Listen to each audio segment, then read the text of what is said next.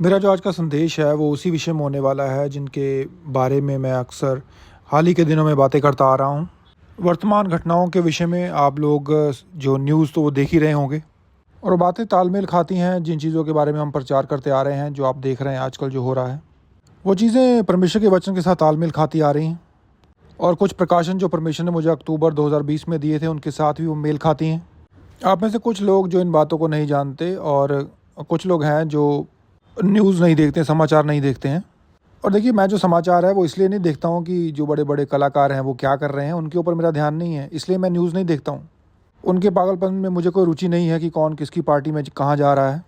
पर वो बातें जो परमेश्वर के वचन को पूरा करती आ रही हैं, जो सुर्खियों में होती हैं न्यूज़ में, मैं उन पर ध्यान रखता हूँ। और जो उसने हमें व्यक्तिगत रूप से भी कहा है परमेश्वर ने, इसलिए। और राष्ट्रपति ट्रंप, आपको मालूम होगा कि वो मिडल ईस्ट में अपने टूर पे गए थे, उन अरब देशों में, और कई अरब कंट्रियों में वो रुक के उनके देशों के नेताओं से मिल के आए हैं। और यदि मैं गलत नहीं हूँ तो वो पहले सऊदी अरेबिया में रुके थे और बड़ा ही शानदार स्वागत उनका वहाँ पर किया गया। और देखिए, मुझे ऐसा लगता है, इसमें कोई देखिए परमेश्वर का प्रकाशन नहीं है, पर मुझे इस प्रकार लगता है कि जो वो सऊदी अरेबिया का जो प्रिंस है, राजकुमार है, मुझे उसका नाम नहीं मालूम, उसको क्या MSD या कुछ कहते हैं ऐसे, जो भी उसका नाम है, मैंने ध्यान दिया कि वो राष्ट्रपति ट्रंप को काफ़ी पसंद करता है, उनके साथ उनका अच्छा रिश्ता है और बहुत ही अच्छा उन्होंने राष्ट्रपति ट्रंप का स्वागत किया। राष्ट्रपति ट्रंप का जो जहाज़ था उसके साथ उन्होंने 5 अपने देश के फाइटर जेट उनके पीछे पीछे लगाए थे, और ये सऊदी अरेबिया की बात है। और कई बहुत ही बड़े बड़े व्यवसायों के ऊपर समझौता किया, उन्होंने हस्ताक्षर किए वहाँ पर अमेरिका के साथ।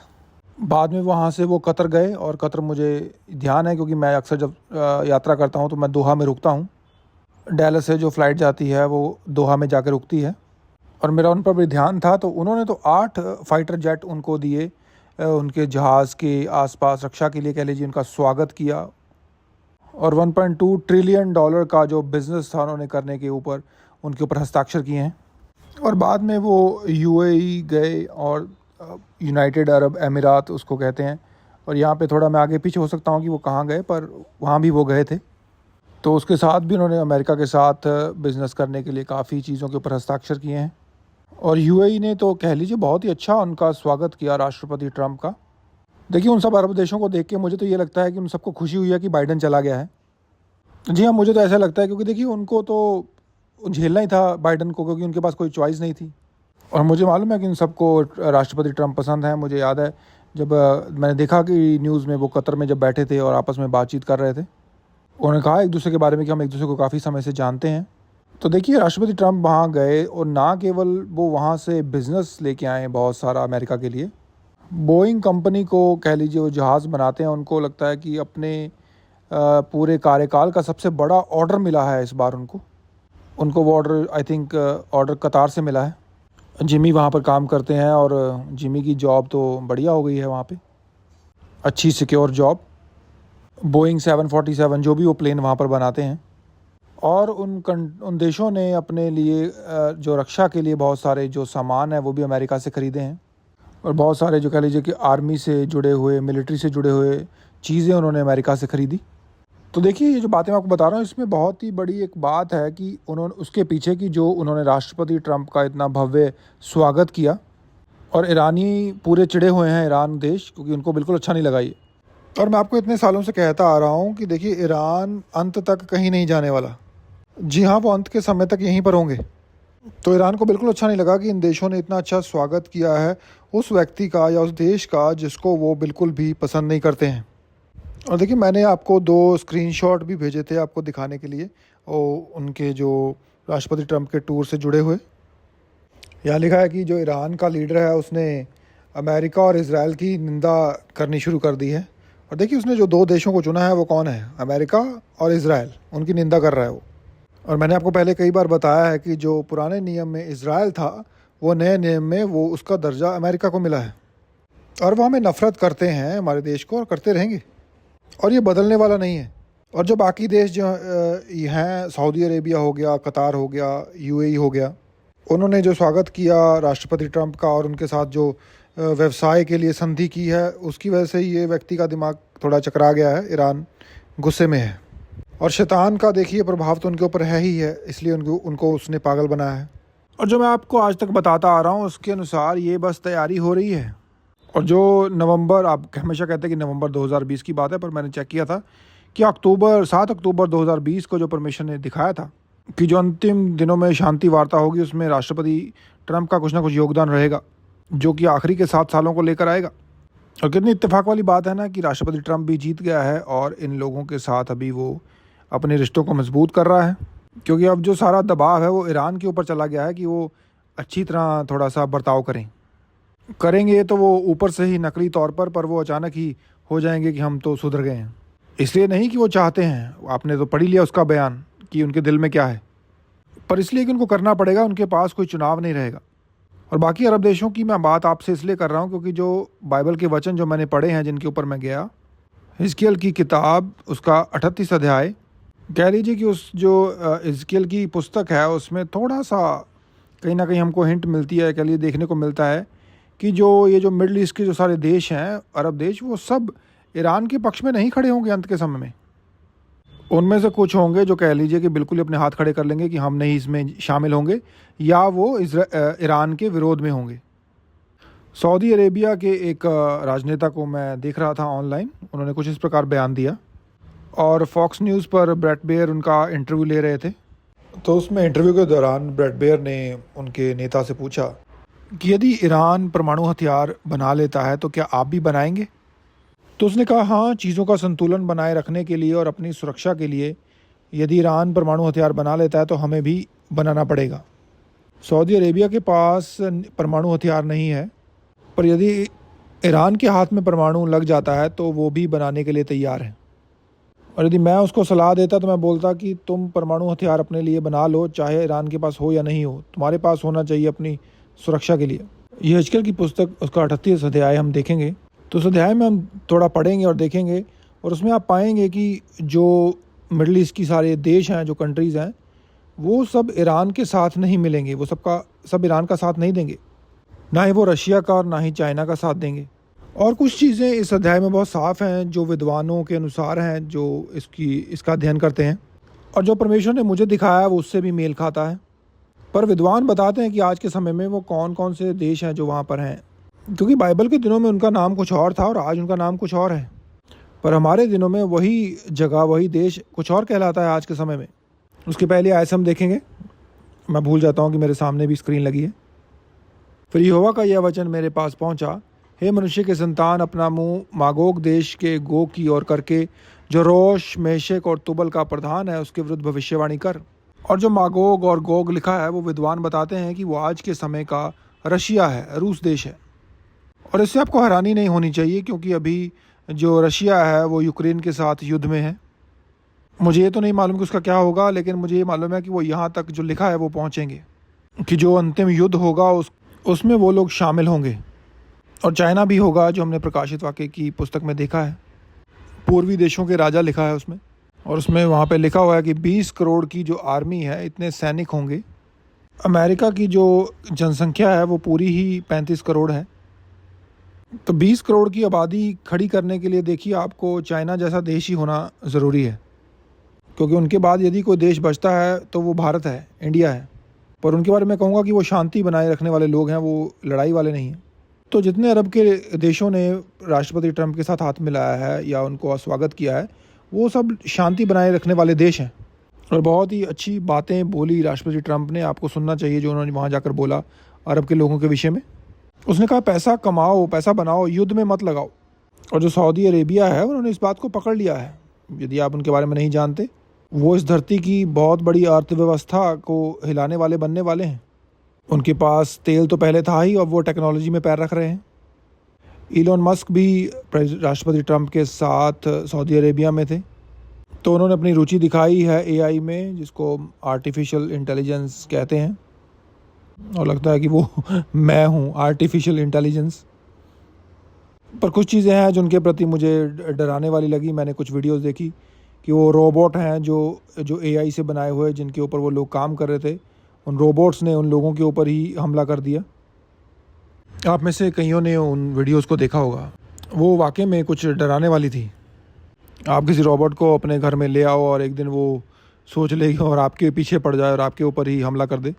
वो कैसे कर लेते हैं मुझे नहीं मालूम, और आपको ही मालूम है कुछ चीज़ों में मुझे बिल्कुल ही रुचि नहीं है। मुझे इतिहास में रुचि नहीं है, या भूगोल में या ज्योग्राफी में कोई रुचि नहीं है। तो जिस प्रकार इन विद्वानों ने इन जगहों का अध्ययन किया है, तो उनकी बातों पर मैं विश्वास कर सकता हूँ। हाँ जी हाँ, वो पवित्र आत्मा को भले पीछे छोड़ दें, पर वो अपनी ज्योग्राफी, वो भूगोल को जानते हैं। और यह क्या, हे गोग, हे रोश, मेशेक और तुबल के प्रधान, परमेश्वर यहोवा यूँ कहता है, देख मैं तेरे विरुद्ध हूँ। मैं तुझे घुमा ले आऊँगा और तेरे जबड़ों में आंकड़े डालकर तुझे निकालूंगा, और तेरी सारी सेना को भी, अर्थात घोड़ों और सवारों को, जो सब के सब कवच पहने हुए एक बड़ी भीड़ हैं, जो फरी और ढाल लिए हुए सब के सब तलवार चलाने वाले होंगे। ये हिजकिय्याह का ये तरीका था भविष्यवाणी करने का कि युद्ध है या युद्ध होने वाला है। उसके समय में ये जो फाइटर जहाज़ नहीं थे, टैंक नहीं थे, उनके पास घोड़े थे, तलवारें थी। तो वो बता रहा है कि किस प्रकार ये जो सिपाही आएंगे, आर्मी के लोग, और उनके संग फारस का अर्थ है ईरान। जी हाँ, विद्वान यही कहते हैं। और जो कूश लिखा है वो आज का उत्तरी सूडान है, और जो पूत लिखा है वो है आज का लिबिया है, लिबिया देश। लिबिया के बारे में आजकल ज़्यादा सुनने को नहीं मिल रहा है, लेकिन वो आज नहीं तो कल इनके साथ मिल जाएंगे इज़राइल पर हमला करने के लिए। पर इन सब कुछ होने से पहले 3.5 साल का बहुत ही शांति का समय आएगा। और जब वो शांति वार्ता समझौता हो जाएगा तो आप कुछ ज़्यादा ही चिंता या परेशानी मत आ जाएगा, क्योंकि 3.5 साल तक का जो समय होगा वो बड़ा शांति वाला होगा। और वो 3.5 साल ख़त्म होने के बाद, जैसे कहा जाता है कि पूरा तबाही का जो मंज़र होगा वो शुरू हो जाएगा। और जब वो शुरू होगा तो वो जाके एक परमाणु बम गिरने के ऊपर ही जाके ख़त्म होगा। तो जो अच्छा हिस्सा है, तो चिंता मत कीजिए, परेशान मत होइए, जो अच्छा हिस्सा है हम उसके ऊपर भी बात करते हैं। और जो अच्छी बात है कि जो मैं विश्वास करता हूँ, देखिए मुझे परमेश्वर की ओर से मुझे कोई ख़ास समय नहीं मिला है पक्का, पर मुझे लगता है कि जिस दिन वो सारे बटन दबा दिए जाएंगे उस न्यूक्लियर बॉम्ब के, हम भी परमेश्वर के पास पहुँच जाएंगे। ये मैं विश्वास करता हूँ। मैं उठाए जाने के विषय में बात कर रहा हूँ, रैप्चर के विषय में। किसी और दिन उस पर बात करेंगे। अगली आयत में चलते हैं। और गोमर और उसके सारे दलों को, और उत्तर दिशा के दूर दूर देशों के, तो गर्मा के घराने और उसके सारे दलों को निकालूंगा। तेरे संग बहुत से देशों के लोग होंगे। तो देखिए उसमें बहुत सारे लोग, बहुत सारे सिपाही होंगे, जो लिखा है कि युद्ध के लिए निकलेंगे। पर याद रखिए, इन चीज़ों के सब होने से पहले, सबसे पहले शांति का समय होगा। इसलिए तू तैयार हो जा, तू और जितनी भीड़ तेरे पास इकट्ठी हो, तैयार रहना, और तू उनका अगुआ बनना। बहुत दिनों के बीतने पर तेरी सुधि ली जाएगी। देखिए वहाँ पे लिखा है बहुत दिनों के बीतने के बाद। ये जो हम पढ़ रहे हैं 8वीं आयत, आज की भाषा में यदि हम बोलें तो यह है अंत के दिन। लिखा है जो तलवार के वश से छूटा हुआ होगा। देखिए ये जो लिखा है कि तलवार के वश से छूटा हुआ, ये इज़राइल के बारे में बात हो रही है। देखिए इज़राइल पर पहले नबूकदनेस्सर ने अटैक किया था, उसके बाद और देशों ने, कई अलग अलग राजाएँ आए जिन्होंने इज़राइल के ऊपर राज्य किया। 1948 में वो फिर दोबारा एक देश बने। 1948 में उनको यूनाइटेड नेशन ने एक देश का दर्जा दिया, और ये सब कुछ मई 1948 के पहले नहीं हुआ। जो तलवार के वश से छूटा हुआ होगा और जिसके निवासी बहुत सी जातियों में से इकट्ठे होंगे, अर्थात तू इज़राइल के पहाड़ों पर आएगा जो निरंतर उजाड़ रहे हैं, परंतु वे देश देश के लोगों के वश से छुड़ाए जाकर सब के सब निडर रहेंगे। इज़राइल की बात हो रही है। तू चढ़ाई करेगा और आंधी के समान आएगा, और अपने सारे दलों और बहुत देशों के लोगों समेत मेघ के समान देश पर छा जाएगा। और यदि आपको लगता है कि हम इन चीज़ों से बच जाएंगे या ये हमारे सामने नहीं होंगी, तो ऐसा नहीं है। और यही कारण है मेरा बार बार इसको प्रचार करने का, ताकि जब ये चीज़ें शुरू हो जाएंगी होनी, तो आप लोग डरना मत शुरू कर दीजिएगा। और आपको बताया था कि जब मैं भारत में कुछ लोगों से बात कर रहा था, जब इंडिया पाकिस्तान का थोड़ा मामला गर्म हो गया था और उनकी लाइट वगैरह बंद कर दी गई थी भारत में, मैं उनके साथ वीडियो कॉल पे बात कर रहा था, और वो थोड़े डरे हुए थे, मैं देख पा रहा था। क्योंकि देखिए लोग सोच सकते हैं कि दिमाग में आना लाजमी है कि अमेरिका पर इसका क्या प्रभाव पड़ेगा, और मैं निजी रूप से मानता हूँ कि अमेरिका पर प्रभाव बिल्कुल अंत में जाकर पड़ेगा। हमारे जाने से पहले तो अमेरिका नहीं जलेगा, या शायद उसी दिन जिस दिन हम उठाए जाएंगे उसी दिन। पर मैं इसके बारे में गलत भी हो सकता हूँ। 9वीं आयत कि तू चढ़ाई करेगा और आंधी के समान आएगा, और अपने सारे दलों और बहुत देशों के लोगों के समेत मेघ के समान देश पर छा जाएगा। परमेश्वर यहोवा यूँ कहता है कि उस दिन तेरे मन में ऐसी बातें आएंगी कि तू एक बुरी युक्ति भी निकालेगा। ध्यान दीजिए कि ये क्यों ज़रूरी है। देखिए, रशिया भी ध्यान से देख रहा है, चाइना भी ध्यान से देख रहा है। ये देश देख रहे हैं कि कैसे बाकी के देश मिलकर अमेरिका के साथ व्यवसाय कर रहे हैं, पैसा खर्च कर रहे हैं, कि ये उनके साथ नहीं हो रहा है। हो सकता है इन चीज़ों की वजह से उनका जो दिमाग है गलत चीज़ों में चला जाए, और यहीं पे जो यहेजकेल है वो बात कर रहा है कि वो अपने मन में बुरी युक्ति बना सकते हैं, और जब वो इन चीज़ों से उनको लगे, क्रोध आ जाए, कि इस वजह से वो कर सकते हैं कि उस दिन तेरे मन में एक ऐसी ऐसी बातें आएंगी कि तू एक बुरी युक्ति भी निकालेगा, और तू कहेगा मैं बिन शहरपनाह के गाँव के देश पर चढ़ाई करूँगा और मैं उन लोगों के पास जाऊँगा जो चैन से निडर रहते हैं। देखिए, अभी तो इज़राइल में ऐसा नहीं है। जो परमेश्वर ने 2020 में मुझे दिखाया था उसके अनुसार ऐसा ही होगा। राष्ट्रपति जो ट्रंप है वो उनको समझौते के लिए खींच के लाएंगे। जब वो संधि हो जाएगी तो मुझे कोई फ़र्क नहीं पड़ता कि बड़े बड़े विद्वान क्या कहते हैं, आपके पास सिर्फ 7 साल होंगे। और देखिए, जब जब आप किसी चीज़ में अपने आप को विद्वान दिखाते हैं तो मूर्ख भी नज़र आते हैं। तो मैं ऐसा नहीं कहना चाहता, लेकिन जब मैं कुछ विद्वानों को सुनता हूँ जो अपने आप को कहते हैं कि वो अंत के समय के महान प्रचारक हैं, और इन चीज़ों के मामले में वो कितने मूर्ख हैं। वो वचन तो पढ़ते हैं लेकिन वो लागू कहाँ पर होता है उसको बिल्कुल ही मिस कर जाते हैं। मैं उन लोगों के पास जाऊँगा जो चैन से निडर से रहते हैं, जो सब के सब बिना शहरपनाह और बिना बेड़ों और पल्लों के बसे हुए हैं। आसान भाषा में इसका अर्थ यह है कि सब कुछ शांतिपूर्ण होगा, ताकि छीन कर तू उन्हें लूटे और अपना हाथ उन खंडरों पर बढ़ाए। देखिए, अपने शत्रुओं को लूटना, यहाँ पर वो बात हो रही है, ताकि तू छीन कर उन्हें लूटे और अपना हाथ उन खंडरों पर बढ़ाए जो फिर बसाए गए हैं, और उन लोगों के विरुद्ध जाए जो जातियों में से इकट्ठे हुए थे। और लिखा है कि पृथ्वी के बीचों बीच बसे हुए हैं और पशु और अन्य संपत्ति रखते हैं। परमेश्वर के लिए पृथ्वी का मध्य या उसकी नाभि इज़राइल देश है। इससे कोई फ़र्क नहीं पड़ता कि पृथ्वी पर अर्थव्यवस्था में कौन सबसे शक्तिशाली है या मिलिट्री में सबसे शक्तिशाली कौन है। परमेश्वर के नज़रिए से ये इज़राइल ही है, पृथ्वी का मध्य। इसकी शुरुआत यहूदियों से हुई थी, इसका अंत भी यहूदियों के साथ ही होगा। अगली आयत, और यहाँ पे एक ध्यान देने वाली बात है। शबा और ददान के लोग और तारशीश के व्यापारी अपने देश के सब जवान सिंहों समेत उससे कहेंगे, क्या तू लूटने को आता है? क्या तूने धन छीनने, सोना चांदी उठाने, पशु और अन्य संपत्ति ले जाने और बड़ी लूट अपना लेने को अपनी भीड़ इकट्ठी की है? यहाँ पे यहेजकेल के द्वारा परमेश्वर का पवित्र आत्मा हमें ये बता रहा है कि वो लोग क्यों आएंगे। वो कहेंगे कि हमें जो तुम्हारे पास है वो चाहिए और हम ले लेंगे। और देखिए, वहाँ पे शबा और ददान लिखा है, और जो विद्वान है वो कहते हैं, देखिए मैं नहीं हूँ पर विद्वान जो कहते हैं वो कहते हैं कि ये अरब के लोग हैं जो यहाँ पर शबा और ददान लिखा है। और ध्यान दीजिए, ये अरबी लोग बात कर रहे हैं, इसका मतलब वो उसमें शामिल नहीं है। और वो कह रहे हैं कि तुम यहाँ पर ये सब कुछ जो हमारी समृद्धि है, हमारे जानवर है, हमको लूटने आए हो। तो मेरे भाई बहनों, मैं इसलिए आपको कहना चाहता हूँ कि आप और ज़्यादा सोइए मत। और इसलिए ये देखिए, जो यूएई है, कतार है, सऊदी अरेबिया है, इसलिए इन्होंने इतना स्वागत किया है राष्ट्रपति ट्रंप का, क्योंकि वो इन चीज़ों में नहीं जाना चाहते। तो जो विद्वान हैं उन्होंने खासकर इनका नाम लिखा है, और डॉक्टर रायरी हैं जो उन्होंने भी बताया कि अरबी लोग हैं। और जहाँ तक मुझे याद है, सऊदी अरेबिया के लोग अरबी लोग हैं। कतर, जहाँ तक मैं जानता हूँ, अरबी लोग हैं। यूएई, जिसका नाम ही यूनाइटेड अरब अमीरात है, अरबी लोग हैं। और चीज़ें देखिए आपके सामने रोज़ होती जा रही हैं, और आप लोगों को कुछ आइडिया तक नहीं है कि क्या हो रहा है। जी हाँ, मुझे हंसी आती है उन लोगों पर जो यहाँ पर आए और यहाँ से चले गए, और उन्होंने कहा कि कैसे कह सकते हो कि राष्ट्रपति जो ट्रंप है वही रोकने वाला व्यक्ति है, जो राष्ट्रपति ट्रंप है वही उसका अंत के समय के साथ कुछ लेना देना है। कुछ ही समय में मालूम पड़ जाएगा वो कितने मूर्ख हैं। साल तो भाग ही गया है, 5 महीने बीत चुके हैं। क्या वो संधि इसी साल हो जाएगी? मुझे नहीं मालूम, क्या पता 2026 तक भी ना हो, पर ये होकर रहेगी, ये पक्का है। और जब ये होगा तब थोड़े समय के लिए बहुत शांति होगी सब जगह, पर उस वजह से आप धोखे मत आइएगा। देखिए, संसार को ये बात नहीं मालूम है थिस्सलुनीकियों की पत्री के अनुसार, और दुनिया और इज़राइल कहते रहेंगे कि शांति है सब जगह, पर लिखा है कि वो जो तबाही है अचानक ही उन पर आ पड़ेगी, और उनको मालूम नहीं पड़ेगा, वो तैयार नहीं होंगे। जी हाँ, वो शांति वार्ता संधि होकर रहेगी, हस्ताक्षर होकर रहेंगे, लेकिन आप ये मत सोचिएगा कि ये लोग बदल गए हैं, क्योंकि वो वापस इज़राइल के पीछे आएंगे। और बाकी जो अरब देश हैं, मुझे नहीं मालूम, क्या पता वो देखकर खाली खड़े होकर देखते रहेंगे और इसके साथ वो इनमें सम्मिलित नहीं होंगे।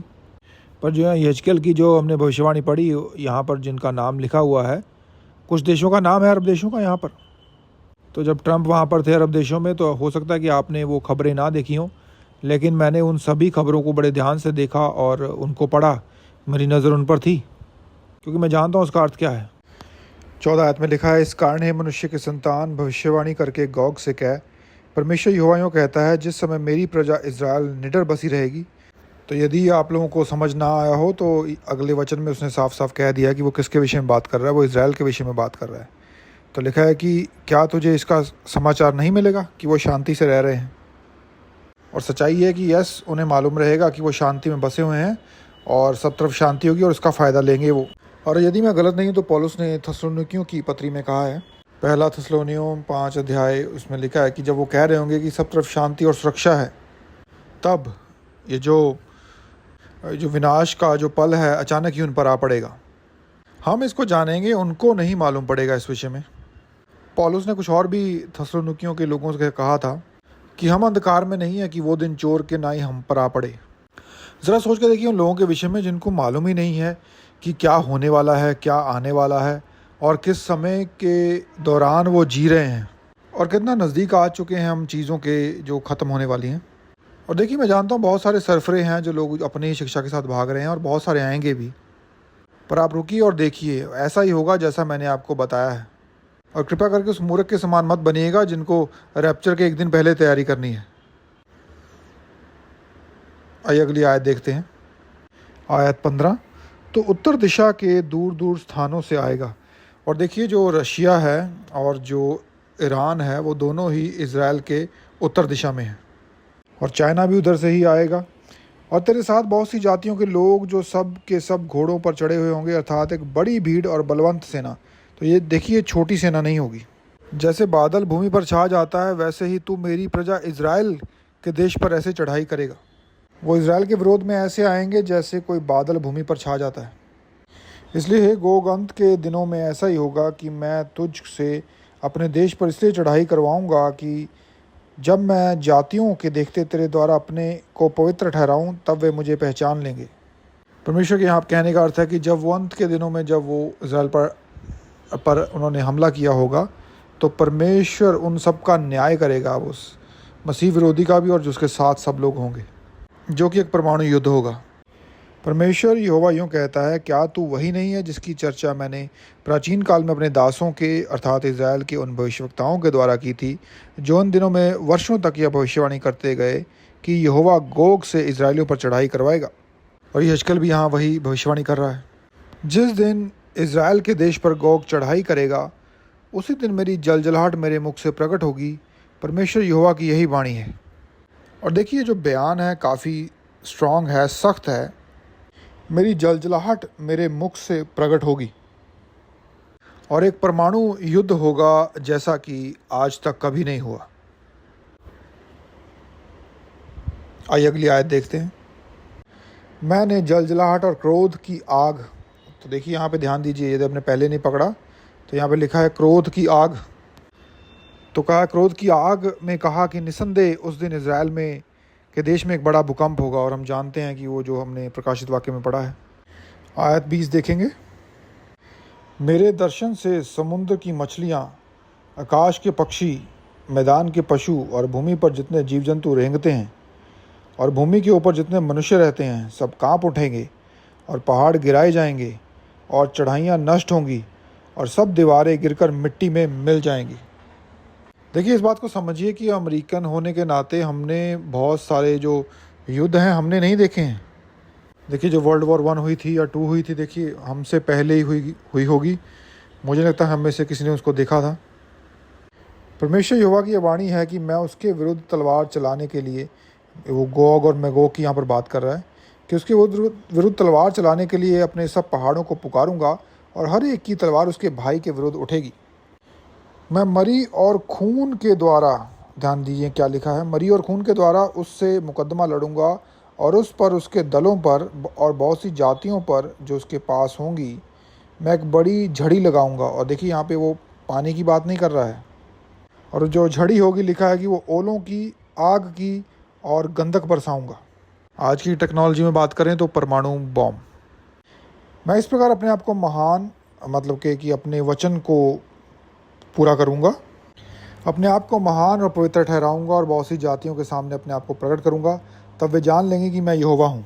जान लेने का मतलब ये नहीं कि वो लोग मन फिरा लेंगे, उनको ये मालूम पड़ जाएगा कि ये परमेश्वर का कार्य है। क्या मैंने आपको गलती से फिलिपियन के रेफरेंस दे दिए थे? जी नहीं, मैंने आपसे गलती से दिए होंगे। मैंने पहला थिस्सलुनीकियों की पत्री के बारे में कहा था। उनकी उस पत्री का मैंने आपको 4:13 निकालने के लिए कहा था। कोई बात नहीं, आइए हम आगे चलते हैं। उसको आप जब तक निकाल लीजिए। वो आयत भी रैप्चर के विषय में, उठाए जाने के विषय में थी और ये आयत भी उसी के विषय में है। देखिए, जो अंत के समय के प्रचारक हैं उनके भी प्रचार के विरोध में ही ये आयत जाती है। उनका कहना है कि जब वो आखिरी के 7 साल शुरू होंगे सताव के, उससे पहले ही कलीसिया उठा ली जाएगी, और जो कि बिल्कुल गलत है। जी हाँ, वो गलत है, पूरी तरह से गलत है। और कुछ कहते हैं कि जब वो पहले 3.5 साल का समय बीत जाएगा, जब इज़राइल के ऊपर हमला हो जाएगा, तब कलीसिया उठा ली जाएगी। यहाँ वो गलत हैं, पूरी तरह से गलत हैं। जो उठाया जाना है, जो कलीसिया का जो रैप्चर है, वो अंत में होगा 7 साल के। हो सकता है ये उसी दिन हो जाए जिस दिन परमाणु बॉम्ब चलाया जाए। मुझे नहीं लगता कि शद्रक, मेशक और अबेदनगो का जिक्र बाइबल में किसी दुर्घटनावश किया गया है। याद रखिए, जो चौथा व्यक्ति था वो आग के अंदर ही था उनके साथ। और कुछ और भी जो परमेश्वर के बाइबल में से वचन लिखे गए हैं, मुझे नहीं लगता कि वो दुर्घटनावश हैं। उनको हम देखेंगे कभी। आइए पहला कुरिन्थियों अध्याय 15 उसकी 50 आयत देखते हैं। हे भाइयों, मैं ये कहता हूँ कि मांस और लहू परमेश्वर के राज्य के अधिकारी नहीं हो सकते। कहने का अर्थ है कि आपका जो शरीर अभी आपके पास है, और ना नाशवान अविनाशी का अधिकारी हो सकता है। देखो, मैं तुमसे भेद की बात कहता हूँ कि हम सब सोएंगे नहीं। देखिए, जब एक क्रिश्चियन व्यक्ति मरता है उसको सोना कहा जाता है। हम सब नहीं सोएंगे, परंतु सब बदल जाएंगे, और यह क्षण भर में पलक मारते ही अंतिम तुरी फूकते ही होगा। यदि आपने प्रकाशित वाक्य पढ़ा है तो आपको मालूम होगा कि अंतिम तुरी कब फूकी गई। मुझे नहीं मालूम कि अंत समय के प्रचारक विद्वान अपने आप को कैसे धोखा देते हैं, और मुझे नहीं मालूम कि वो ऐसा क्यों करते हैं। वो अपने आप को क्या साबित करना चाहते हैं, या वो इन कारणों को ढूंढते हैं कि कैसे हम 7 साल से पहले ही उठा लिए जाएंगे। वो अपने आप को साबित करने की कोशिश करते हैं कि वो बहुत बुद्धिमान है, पर वो मूर्ख है। और यह क्षण भर में पलक मारते ही अंतिम तुरी फूकते ही होगा, क्योंकि तुरी फूकी जाएगी और मुर्दे विनाशी दशा में उठाए जाएंगे और हम बदल जाएंगे। हम मतलब कि जो लोग उस वक्त जिंदा होंगे बदल जाएंगे, क्योंकि अवश्य है कि यह नाशवान दे अविनाश को पहन ले और यह मरणहार दे अमरता को पहन ले। यह हमारे शरीर की बात हो रही है। वैसा ही शरीर जैसा यीशु मसीह को मुर्दों में से जी उठने के बाद मिला। उसको देखा जा सकता था, छुआ जा सकता था, लेकिन वो उनके सामने ही गायब भी हो जाता था। और जब यह नाशवान अविनाश को पहन लेगा और यह मरणहार अमरता को पहन लेगा, तब यह वचन जो लिखा गया है पूरा हो जाएगा, जय ने मृत्यु को निगल लिया। और ये शारीरिक मृत्यु की बात हो रही है। देखिए, जो आत्मिक मृत्यु तो उसी वक्त ख़त्म हो गई थी जिस वक्त यीशु मसीह मुर्दों में से जी उठा था। शारीरिक मृत्यु का नाश अभी तक नहीं हुआ है। पौलुस यहाँ पर शारीरिक मृत्यु की बात कर रहा है और वो उसका जल्दी अंत होगा। और यहाँ परमेश्वर शैतान का मजाक उड़ाते हुए इस बात को कह रहे हैं कि हे मृत्यु, तेरी जय कहाँ रही? हे मृत्यु, तेरा डंक कहाँ रहा? कह लीजिए परमेश्वर उसका ठट्ठा करते हुए शैतान का कि अभी तेरे पास क्या है? कुछ भी नहीं। और ये एक सच्चाई है, ये कोई झूठ नहीं है।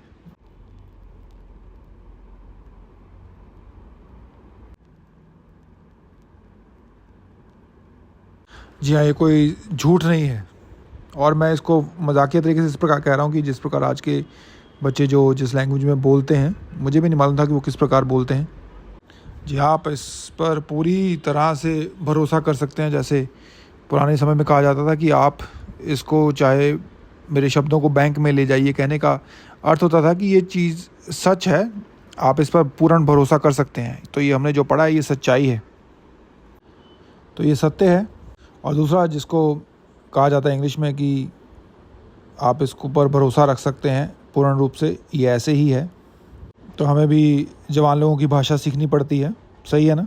मृत्यु का डंक पाप है और पाप का बल व्यवस्था है। आइए आगे चलते हैं। आइए इसी अध्याय की हम 56 आयत को देखेंगे।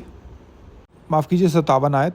परंतु परमेश्वर का धन्यवाद हो जो हमारे प्रभु यीशु मसीह के द्वारा हमें जयवंत करता है। और ध्यान दीजिए, जो हमारी विजय है वो है परमेश्वर के क्रोध से हमारा छुटकारा, उससे बचना। जब हमारा शरीर पल भर में बदल जाएगा, वो हमारी विजय है, शारीरिक मृत्यु के ऊपर विजय। आपने आत्मिक मृत्यु पर तो पहले ही विजय पा ली है यदि आपने अपना जीवन यीशु मसीह को दिया है। आत्मिक मृत्यु आपके ऊपर नहीं है क्योंकि वो आपके अंदर रहता है। यदि आपने सिर्फ उसको अपनाया है एक धार्मिकता की ड्यूटी के लिए, तब नहीं, पर यदि आपने उसको अपने हृदय से अपनाया है तो आपके अंदर वास करता है। वो आपके अंदर इसलिए आता है क्योंकि आपने उसको हृदय से अपनाया है। क्या आपने वो पहला थिस्सलुनीकियों की पत्री निकाली, उसका जो आयत ढूंढी? इसलिए मेरे प्रिय भाइयों, दृढ़ और अटल रहो और प्रभु के काम में सर्वदा बढ़ते जाओ। ध्यान दीजिए, वहाँ लिखा है प्रभु के काम में सर्वदा बढ़ते जाओ। तो देखिए, जब वो संधि हो जाएगी, वो हस्ताक्षर हो जाएंगे उस ट्रीटी के ऊपर, आप में से कुछ लोगों को अपने जो कैरियर है, अपने काम पर कम ध्यान देना है। हो सकता है अपनी तरक्की के पीछे इतना भाग रहे हों, जब वो 7 साल ख़त्म हो जाएं तो आपको ये एहसास हो कि मैंने परमेश्वर के लिए और अधिक क्यों नहीं किया। और देखिए, कुछ लोग हैं जो इनके बीच का संतुलन बनाए रखने में माहिर हैं। उनको मालूम है संतुलन कैसे बनाना है। अपने कैरियर को आत्मिक चीज़ों के साथ संतुलन बनाए रखना आसान नहीं है, क्योंकि आपका कैरियर काफ़ी समय लेता है। यदि आपके बच्चे हैं, आपकी पत्नी है, तो बहुत सारा समय निकल जाता है। पर यदि आप चाहें तो आप अपने कैरियर को और आत्मिक चीज़ों को बैलेंस कर सकते हैं, संतुलित कर सकते हैं, क्योंकि यीशु ने कहा कि पहले उसके राज्य और उसके धार्मिकता के खोजी बनो, फिर बाकी जिन चीज़ों के पीछे तुम हो वो तुम्हें मिल जाएंगी। आइए आगे चलते हैं। पहला थिस्सलुनीकियों अध्याय 5, उसको हम पढ़ेंगे। हम रैप्चर के विषय में बात करेंगे। माफ़ कीजिएगा, पहला थिस्सलुनीकियों अध्याय 4 उसकी 13 आयत से हम पढ़ेंगे। मैंने आपको गलत आयत भेज दी थी, परमेश्वर मुझ पर दया करे। भाइयों, हम नहीं चाहते कि तुम अज्ञानी रहो। देखिए, वो कुरिन्थियों से जो बात करता है उसके विषय में थोड़ा अलग बात कर रहा है। उनसे कुछ कहा और वो यहाँ पे कुछ और कह रहा है कि भाइयों, हम नहीं चाहते कि तुम उनके विषय में जो सोते हैं अज्ञानी रहो। ऐसा ना हो कि तुम दूसरों के समान शोक करो जिन्हें आशा नहीं, कि जो मसीह में नहीं है वो अपने मुर्दों को नहीं देख पाएंगे। क्योंकि यदि हम विश्वास करते हैं कि यीशु मरा और जी भी उठा, तो वैसे ही परमेश्वर उन्हें भी जो यीशु में सोए हैं उसी के साथ ले आएगा। और पौलुस कहता है कि ये मेरे मन की उपज नहीं है। वो कहता है हम प्रभु के वचन के अनुसार तुमसे ये बातें कह रहे हैं। ये हमारे मन से नहीं है कि हम जो जीवित हैं और बचे रहेंगे, तो कुछ लोग होंगे जो जिंदा होंगे परमेश्वर के आने पर, कि प्रभु के वचन के अनुसार तुमसे कहते हैं कि हम जो जीवित हैं और प्रभु के आने तक बचे रहेंगे, सोए हों से कभी भी आगे ना बढ़ेंगे। वो पहले उठेंगे, उनकी जो शरीर हैं वो कब्रों से बाहर आ जाएंगे, उनकी आत्मा उनके शरीर से मिलेगी और वो हवा में होंगे। और वो कहता है कि तुरंत हम भी बदल जाएंगे। हम जो लोग धरती पर हैं और हमारे जो शरीर हैं वो भी बदल जाएंगे एकदम से, क्योंकि प्रभु आप ही स्वर्ग से उतरेगा। उस समय ललकार और प्रधान दूत का शब्द सुनाई देगा और परमेश्वर की तुरी फूकी जाएगी। और जो हमने देखा कुरिन्थियों में कि आखिरी तुरी फूकी जाएगी और मसीह में जो मरे हैं वो पहले जी उठेंगे। तब हम जो जीवित और बचे रहेंगे उनके साथ बादलों पर उठा लिए जाएंगे। और इस पर सोचना शुरू करिए, सोच विचार कीजिए। इस दिन ये जो दिन होगा, इस दिन आप बादलों पर उठा लिए जाएंगे, आप हवा में होंगे। जी हाँ, मैं आपसे कहता हूँ आप होंगे। ये एक सच्चाई है। कुछ लोग कहते हैं नहीं, मैं पूरे दिल से बाइबल पर विश्वास करता हूँ। तो मैं पूछता हूँ कि क्या आप इस बात पर विश्वास करते हैं कि आप उठा लिए जाएंगे और 1 मिनट में बदल जाएंगे? कि आप टेबल पर बैठे होंगे 1 मिनट के लिए और पलक झपकते ही आप बदल जाएंगे एक ही सेकंड में? जैसे मेरी घड़ी वहाँ पे आ गई थी, कि उस घड़ी को मैंने कितनी बार देखा था, मुझे अभी भी शौक है। वो मैंने आपसे गवाही बांटी थी। उस 1 घंटे के दरमियान मैंने कितनी बार अपनी बाइबल पर आँख लगाई होगी और अचानक वो घड़ी वहाँ पर थी। देखिए, बाइबल में कहीं ना कहीं इस बात की ओर अंदेशा किया गया है कि हम, जैसे लिखा है कि एक ही पल में बदल जाएंगे, जैसे पलक झपकते ही बदल जाएंगे। ये जो शब्द है कि हम उसके साथ मिल जाएंगे, उठा लिए जाएंगे परमेश्वर के साथ, ये जो शब्द यहाँ पर दिया गया है, हम उसको कई बार इंग्लिश में रैप्चर शब्द कहते हैं। देखिए, लेकिन रैप्चर जो शब्द है बाइबल में नहीं है। इसका मतलब उठा लिया जाना, खींच लिया जाना। ये वही शब्द है जो मैंने आपको बताया था कि फिलिप्पुस जब आत्मा के द्वारा एक जगह से दूसरी जगह उठा लिया गया, उसको खींच लिया गया आत्मा के द्वारा, वो फिलिप्पुस वहाँ पर था और एक ही सेकंड में कह लीजिए वो दूसरी जगह पर पहुँच गया। और ये वही शब्द है जिसका इस्तेमाल यहाँ पर किया गया है। हम यहाँ पर होंगे और कुछ ही सेकंड बीतने के बाद हम दूसरी जगह पहुँच जाएंगे। और आपको वो कहानी के विषय में मालूम है कि वो भी हैरान था कि मैं किस प्रकार यहाँ पर पहुँच गया हूँ, क्योंकि ये इतना तेज़ होगा। इसलिए लिखा है कि पलक झपकते ही। तो इसी के विषय में यहाँ पर बात हो रही है। और यदि आप इसका और गहराई से अध्ययन करेंगे, इसका सब जगह यही अर्थ निकलेगा कि बहुत ही तुरंत। देखिए, बहुत ही ये महिमावान दिन होगा ये। आप में से कितने हैं जिनको अपनी बढ़ती उम्र पसंद नहीं है या बूढ़ा होना पसंद नहीं है? कितना निराशाजनक है ना ये। मुझे पसंद नहीं है, मैं अपने पूरी जान से इसके साथ लड़ता हूँ, लेकिन कोई फ़ायदा नहीं। आइए आगे चलते हैं मत्ती की पुस्तक में, अध्याय 24 उसकी 4 आयत। यीशु ने उनको कहा, सावधान रहो, कोई तुम्हें भरमाने ना पाए। देखिए, मैं शायद ये सारी आयतें नहीं पढ़ना चाहता। आप समझ गए हैं मेरा क्या कहने का अर्थ क्या है, लेकिन फिर भी मैं कुछ आयतें पढ़ देता हूँ, क्योंकि बहुत से ऐसे होंगे जो मेरे नाम से आकर कहेंगे मैं मसीह हूँ और बहुतों को भरमाएंगे।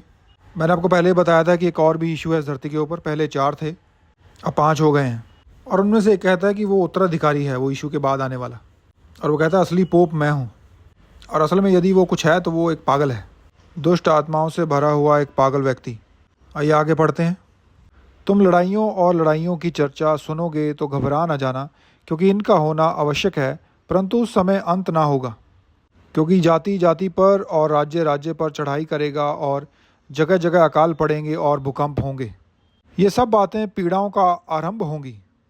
इसका अर्थ है कि वो बार बार आएंगी, जल्दी आएंगी और बहुत तीव्रता से आएंगी, जैसे जैसे हम उस समय के नज़दीक जा रहे हैं। तब वे क्लेश देने के लिए तुम्हें पकड़वाएंगे और तुम्हें मार डालेंगे, और मेरे नाम के कारण सब जातियों के लोग तुमसे बैर रखेंगे। और जैसे कुछ अंतिम समय के विद्वान बोलते हैं, ये ऐसा नहीं होगा कि सारे क्रिश्चियंस जितने होंगे पूरी दुनिया में उन सबके साथ ऐसा होगा। एक खासकर उन देशों के में जो मिडल ईस्ट में रहते हैं वहाँ के लोगों के विषय में है। उनमें से कुछ मारे जाएंगे। जी हाँ, वो अनंत काल के लिए बचे हुए हैं, पर लेकिन जो धरती की बात कर रहे हैं हम, पर यहाँ पर नफरत की वजह से मारे जाएंगे। एक दूसरे को पकड़वाएंगे, एक दूसरे से बैर रखेंगे। यहाँ पर परिवारों की बात हो रही है। हो सकता है परिवार में एक बहुत अच्छा मसीही और दूसरा कट्टर यहूदी हो, और वो आपको पकड़वा दें। बहुत से झूठे भविष्यवक्ता उठ खड़े होंगे और बहुतों को भरमाएंगे। अधर्म के बढ़ने से बहुतों का प्रेम ठंडा पड़ जाएगा। ध्यान रखें आपके साथ ऐसा ना हो। और मैंने इतनी कह लीजिए कि बेहुदा चीज़ें मैं देख रहा हूँ आजकल इंटरनेट पे जो लोग कर रहे हैं। मैंने एक वीडियो देखी, रोड पे लोग लड़ाई कर रहे हैं गाड़ियों में। मैंने देखा कि उसमें एक मोटरसाइकिल पर एक व्यक्ति जा रहा था और उसके साथ साथ वो कार वाला भी था, और दोनों वो एक साथ जा रहे थे एक दूसरे को इशारे करते हुए। और मुझे नहीं मालूम, शायद बाइक वाले ने या मोटरसाइकिल वाले ने उसको कोई गंदा इशारा किया या उसको अपना हाथ दिखाया, पर उस गाड़ी वाले ने अपना स्टीयरिंग घुमाया और सीधा उसमें मार दी और उसको सीधा रोड से नीचे गिरा दिया। और मैं देखता हूँ लोगों को और सोचता हूँ कि क्या इतना भी धीरज नहीं है लोगों में। किसी ने आपको थोड़ा सा चिढ़ा दिया और आप उसको मारने तक पहुँच गए हैं। धन्यवाद, वो व्यक्ति मरा नहीं, पर उसने कोशिश की उसको मारने की। ये ऐसा है कि लोगों में बिल्कुल भी संयम नहीं रहा। या मैकडॉनल्ड में किसी ने आपका बर्गर अच्छी तरह नहीं बनाया तो क्या आप उसको मारने जाएंगे? ज़रा सा भी संयम आपके अंदर नहीं है। जब दुष्ट आत्माएं आपके अंदर आपके जीवन में घुस जाती हैं तब आपके अंदर संयम नहीं होता है। मैं दोबारा इस बात को कहता हूँ कि जब दुष्ट आत्माएं आपके जीवन में शामिल होती हैं तब आपके अंदर संयम खत्म हो जाता है। परंतु जो अंत तक धीरज धरे रहेगा उसी का उद्धार होगा, जो प्रेम में बना रहेगा। और राज्य का यह सुसमाचार सारे जगत में प्रचार किया जाएगा कि सब जातियों पर गवाही हो, तब अंत आ जाएगा। इसलिए जब तुम उस उजाड़ने वाली घृणित वस्तु को, जिसकी चर्चा दानियल भविष्यवक्ता के द्वारा की गई थी, पवित्र स्थान में खड़ी देखो। देखिए, ये मसीह विरोधी की बात हो रही है। जब वो कह लीजिए कि वो जो संधि होगी, जो हस्ताक्षर किए जाएंगे, जिस संधि के ऊपर उसको तोड़ देगा और अपनी मूर्ति खड़ी कर लेगा, तब जो यहूदिया में हो वे पहाड़ों पर भाग जाएं। इसका अर्थ है कि इजरायली लोगों को अपने घरों से भागना पड़ेगा, और ये हमें नहीं करना पड़ेगा। और मैं प्रार्थना करता हूँ कि हमें कभी करना भी ना पड़े, पर उनको भागना पड़ेगा। देखिए, मुझे नहीं मालूम कि आपका घर कितना अच्छा है। इतना तो मैं कह सकता हूँ कि आपको अपना घर पसंद होगा जिसमें आप रहते हैं। और सोचिए आपको उसको छोड़ के भागना पड़े जंगल की ओर। देखिए, मैं जंगल में या उजाड़ में रहने वाला व्यक्ति नहीं हूँ। मर्फी हो सकता है वहाँ रह ले और ज़िंदा भी बच जाए, पर मैं उनमें से एक नहीं हूँ, जंगल में रहने वाला व्यक्ति। भाई स्टीव हमेशा मेरे पीछे पड़े रहते हैं। वो मुझे अपने साथ पहाड़ों पर हाइकिंग के लिए लेके जाना चाहते हैं। मैंने कहा मैं नहीं जाऊँगा। मैं आज तक टेंट में, क्या अपने घर से बाहर कभी सोया नहीं हूँ टेंट में। मैं नहीं जाऊँगा। मुझे आप दिखाइए कहाँ पर एक अच्छा होटल है, मैं वहाँ पर जाऊँगा। और आगे जो लिखा है उसका अर्थ यह है कि अपना सामान लेने के लिए मत भागें और निकल जाएं वहाँ से।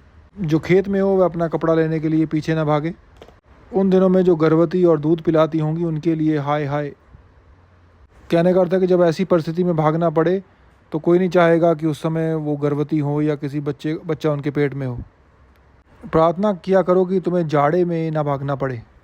और ये कुछ बात है जिसके लिए हम प्रार्थना कर सकते हैं, क्योंकि लिखा है कि प्रार्थना करो कि ये चीज़ें जाड़े के समय में ना हो, ठंड के समय में ना हो।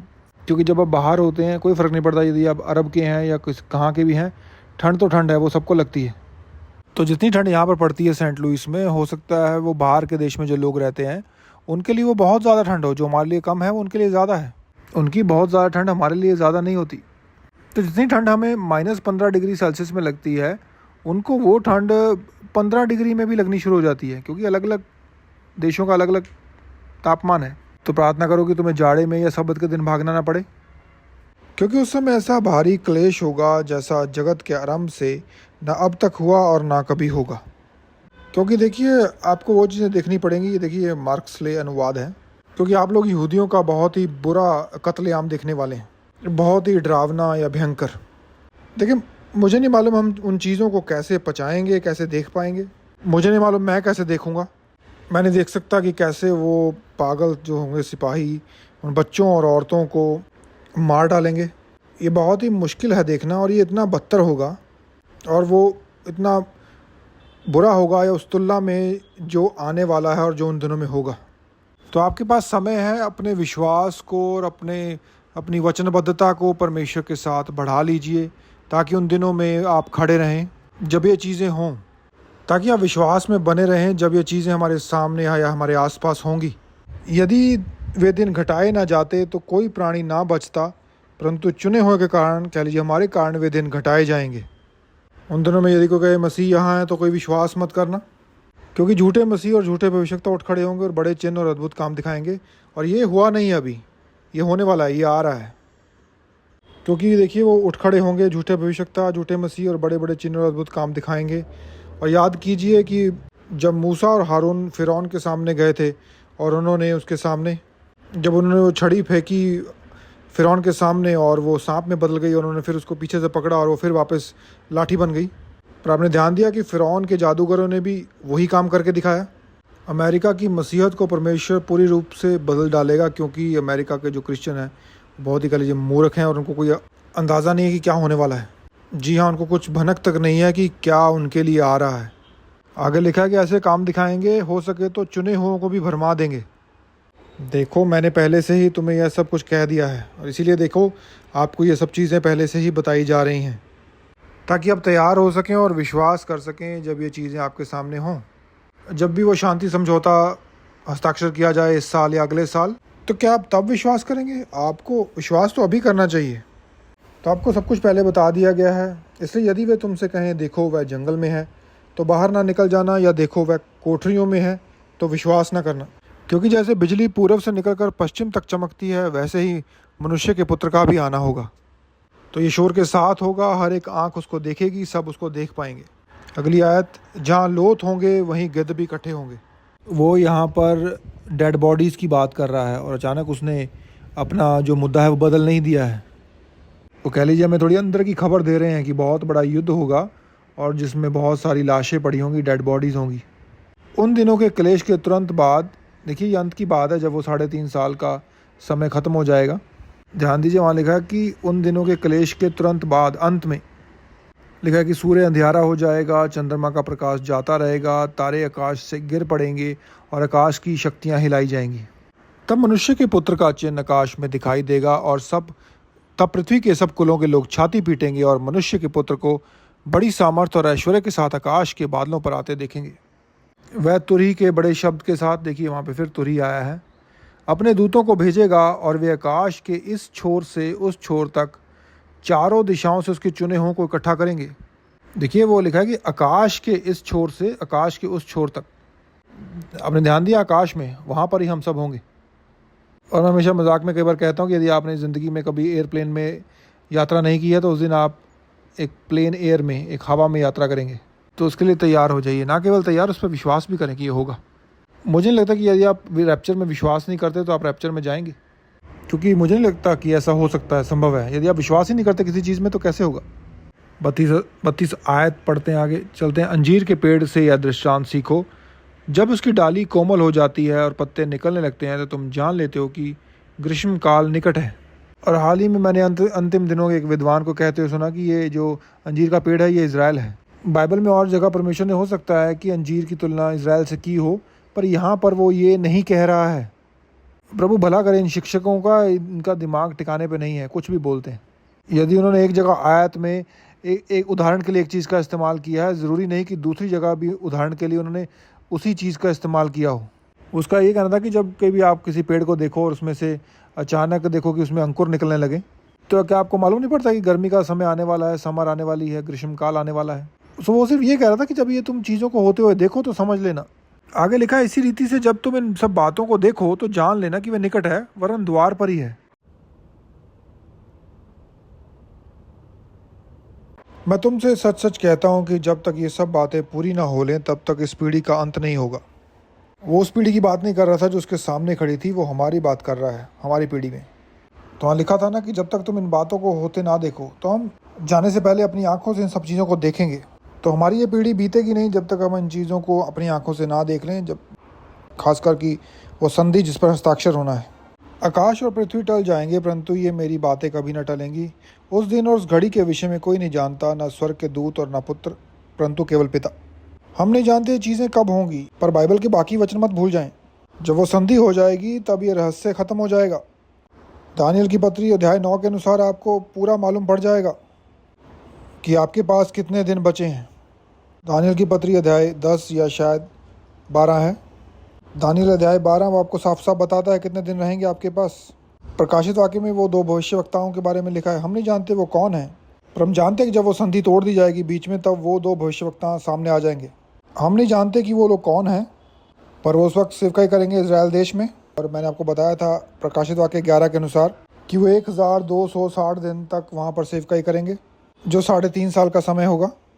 तो हम नहीं जानते वो कौन है, पर जब वो संधि हो जाएगी उसके बाद वो रहस्य सारे ख़त्म हो जाएंगे। जैसे नूह के दिन थे वैसा ही मनुष्य के पुत्र का भी आना होगा। क्योंकि जैसे जल प्रलय से पहले के दिनों में जिस दिन तक नूह जहाज़ पर ना चढ़ा था उस दिन तक लोग खाते पीते थे और उनमें विवाह होते थे, और जब तक जल प्रलय आकर उन सबको बहा ना ले गया तब तक उनको कुछ भी मालूम ना पड़ा, वैसे ही मनुष्य के पुत्र का भी आना होगा। जब तक उनको समझ आया तब तक बहुत देर हो गई थी। इसलिए मैं आपके सामने गिड़गिड़ा रहा हूँ, विनती कर रहा हूँ कि इससे पहले देर हो जाए समझ लीजिए, क्योंकि उन पर भी यही आरोप लगा था देरी का। आपको क्या लगता है कि कितने लोगों को प्रचार किया होगा नूह ने जब वो इतनी बड़ी बोट बना रहा था? कितना समय लगा उसको बोट बनाने में? अब मुझे नहीं याद कि वचन क्या कहता है, पर कितना समय लगा होगा उसको कि जब लोग उससे पूछते होंगे तू क्या कर रहा है, कितने लोगों को उसने प्रचार किया होगा। और कितने लोग बच पाए उनमें से? एक भी नहीं, 0। सिर्फ 8 लोग जो किश्ती में थे वही बचे। बाकी के लोग बचे हुए उनका क्या हुआ कुछ मालूम नहीं। उस समय 2 जन खेत में होंगे, एक ले लिया जाएगा और दूसरा छोड़ दिया जाएगा। 41 आयत, 2 स्त्रियां चक्की पीसती रहेंगी, एक ले ली जाएगी और दूसरी छोड़ दी जाएगी। आयत 42, इसलिए जागते रहो क्योंकि तुम नहीं जानते कि तुम्हारा प्रभु किस दिन आएगा। जी हाँ, हम अभी नहीं जानते, लेकिन एक दिन जान जाएंगे कब आएगा। परंतु यह जान लो कि यदि घर का स्वामी जानता होता कि चोर किस पहर आएगा तो जागता रहता और अपने घर में सेंध लगने ना देता। तो यहाँ वो सिर्फ हमें ये बता रहा है कि फ़ायदा क्या है। यदि आप जानते हैं कि कोई आने वाला है तो आपको उसका फ़ायदा होता है, यदि आपको पहले से मालूम हो। आप चौकन्ने रहते हैं फिर। इसलिए तुम भी तैयार रहो, क्योंकि जिस घड़ी के विषय में तुम सोचते भी नहीं हो उसी घड़ी मनुष्य का पुत्र आ जाएगा। याद रखिए, पौलुस ने कहा था कि हम जानेंगे। दुनिया को नहीं मालूम, हमें मालूम है। अतः वह विश्वास योग्य और बुद्धिमान दास कौन है जिसे स्वामी ने अपने नौकर चाकरों पर सरदार ठहराया कि समय पर उन्हें भोजन दे। धन्य है वह दास जिसे उसका स्वामी आकर ऐसा ही करते पाए। मैं तुमसे सच सच कहता हूँ कि वह उसे अपनी सारी संपत्ति पर अधिकारी ठहराएगा। आपको पता होना चाहिए कि जो आपकी ज़िंदगी आने वाली है उसमें आपको प्रतिफल मिलेगा। आप आने वाले जीवन में क्या करेंगे वो उस पर निर्भर करता है कि आपने इस जीवन में क्या किया है, इसके ऊपर निर्भर करता है। और यदि वो बहुत कम है तो आप वही उम्मीद कर सकते हैं कि आपका जो आने वाला जीवन है उसमें भी बहुत ही कम होगा। जी हाँ, बहुत ही कम। परंतु यदि वह दुष्ट दास, देखिए अभी वो दुष्ट कहता है उसे, और देखिए वो उसे दुष्ट इसलिए कह रहा है क्योंकि वो दास सोचता है कि मेरे स्वामी के आने में तो अभी देर है, और अपने साथी दासों को पीटने लगा और पियक्कड़ों के साथ खाने पीने लगा।